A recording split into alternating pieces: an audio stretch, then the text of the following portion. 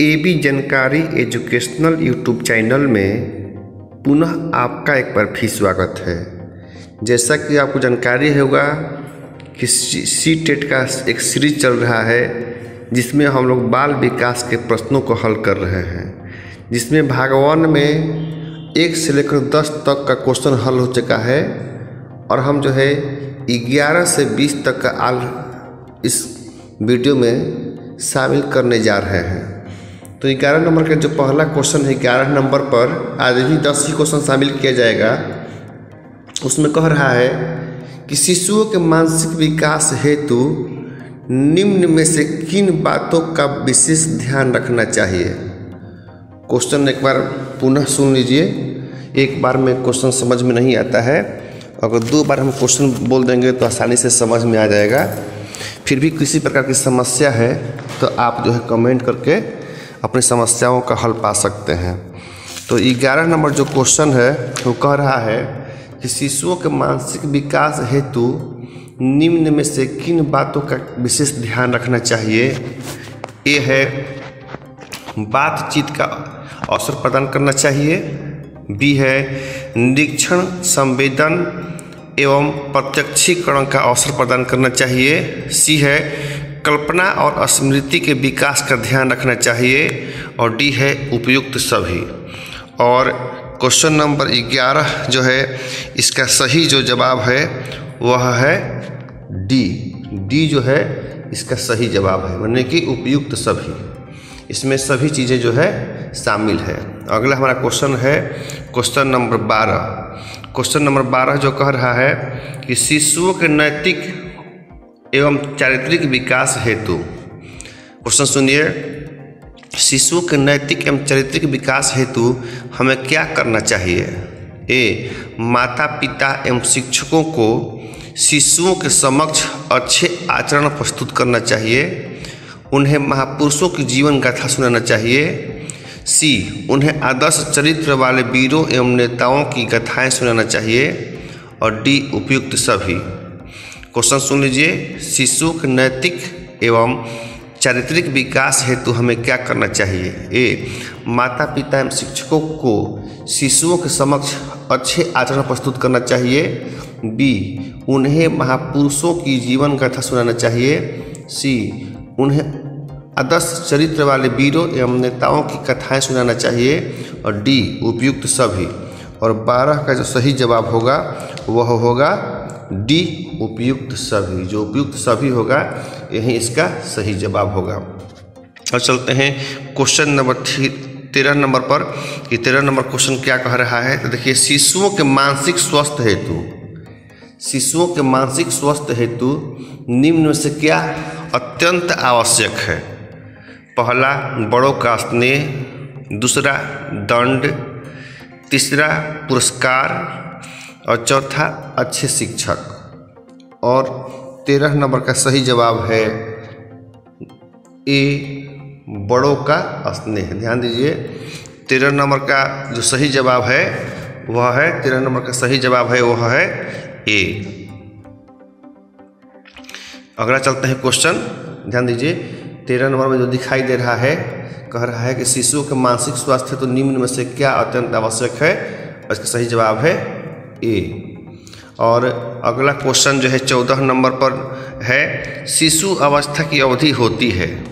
शिशु अवस्था की अवधि होती है 0 से 6 वर्ष, 6 से 12 वर्ष, सी 12 से 18 वर्ष और डी 18 वर्ष से अधिक। और 14 का सही जवाब है वह है ए, 0 से 6 वर्ष, यानी कि शिशु अवस्था की अवधि होती है 0 से 6 वर्ष। कहीं कहीं 0 से 5 भी लिख सकता है।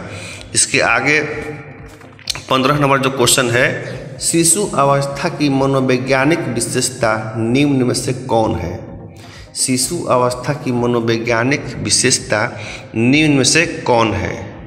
ए, धार्मिक, ध्यान दीजिए, ए है धार्मिक, बी है मूल प्रवृत्तियात्मक व्यवहार, सी है सामाजिक व्यवहार और डी है अनुकरण की प्रवृत्ति।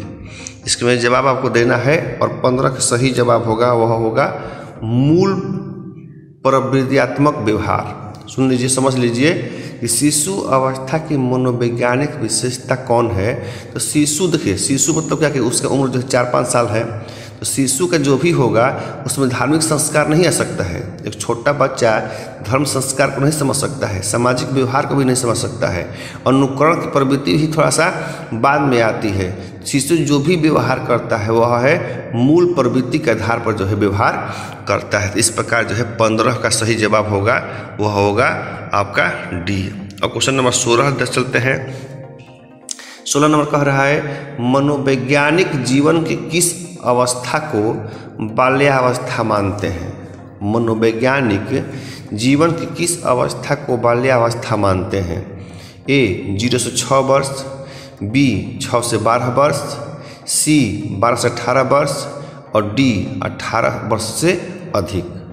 क्वेश्चन एक बार रिपीट करते हैं।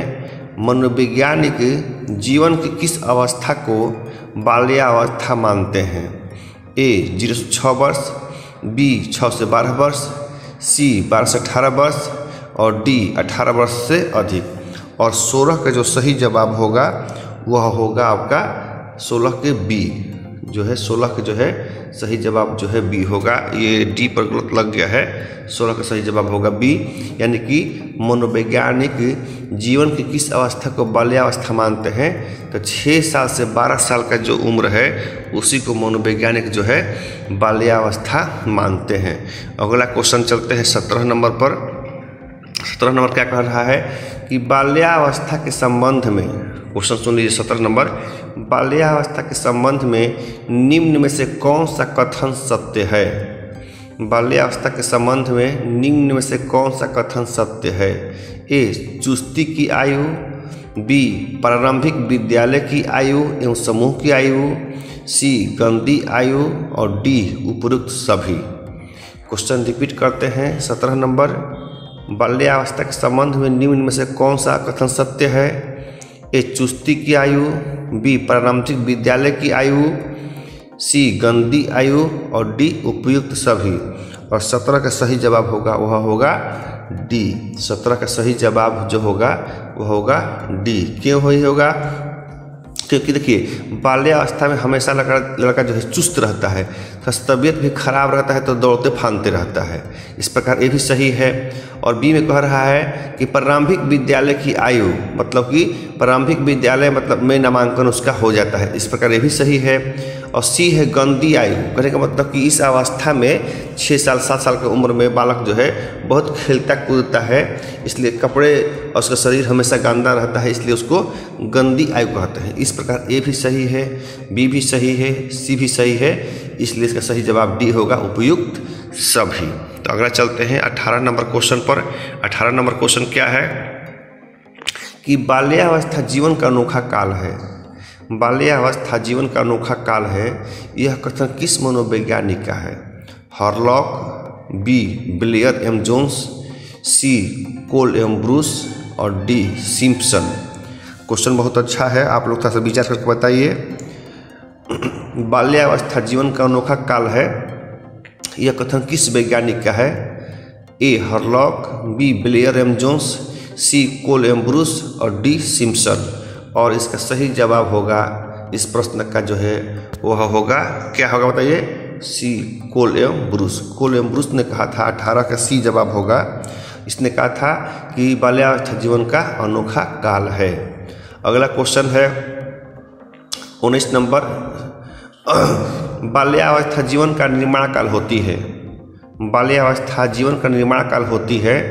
एक शिक्षक को इस अवस्था के बालकों के शिक्षण के लिए किन किन बातों का ज्ञान होना चाहिए। क्वेश्चन सुनिए।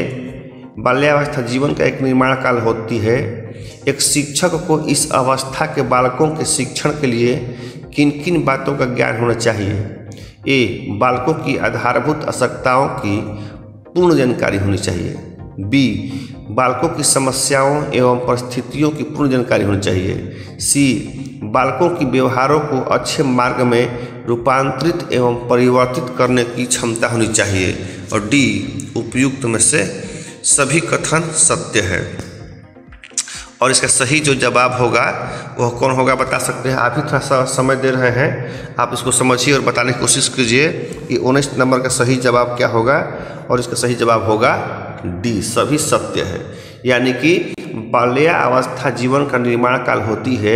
एक शिक्षक को इस अवस्था के लिए, बालकों के शिक्षण के लिए किन किन बातों का ज्ञान होना चाहिए, तो शिक्षकों को बालकों की आधारभूत आवश्यकताओं की पूर्ण जानकारी होनी चाहिए, ये भी सही है।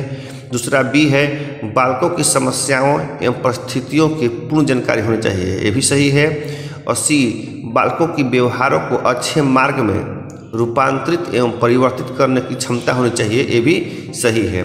इस प्रकार जो है 19 का डी भी क्या है, सही माना जाएगा। तो इसी के साथ जो है 9 क्वेश्चन अभी हो गया और एक क्वेश्चन ओनली बाकी है। आपको बताया गया था कि 10 ही क्वेश्चन जो है सुबह शाम किया जाएगा और इसको कम से कम 2 बार अवश्य सुनिए। एक बार सुनेंगे तो आपको जो है समझ में नहीं आएगा, कम से कम आपको 2 बार इस प्रश्न को जरूर सुनना होगा, तभी जो है आपको दिमाग में यह क्वेश्चन जो है सेट हो पाएगा। और अंतिम आज का क्वेश्चन है कि बाल्यावस्था के बाद बालक प्रौढ़ जीवन में अपना समायोजन करता है। क्वेश्चन रिपीट करते हैं, बाल्यावस्था के बाद बालक प्रौढ़ जीवन में अपना समायोजन करता है, यह कथन किस मनोवैज्ञानिक की है।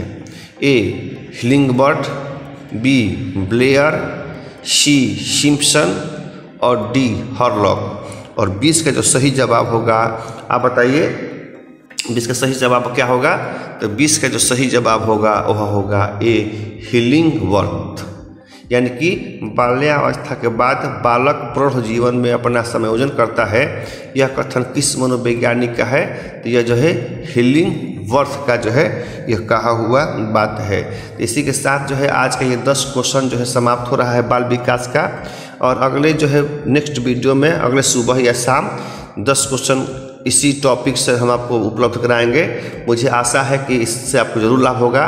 तो इसी प्रकार के और भी सीटेट से संबंधित जानकारी आप चाहते हैं तो इस चैनल को सब्सक्राइब कीजिए, जिससे कि नई नई जानकारी आपको समय पर मिलती रहेगी। तो इसी के साथ इस वीडियो को हम समापन कर रहे हैं। अगले वीडियो में एक नई जानकारी लेके आएंगे। तब तक के लिए जय हिंद, जय भारत।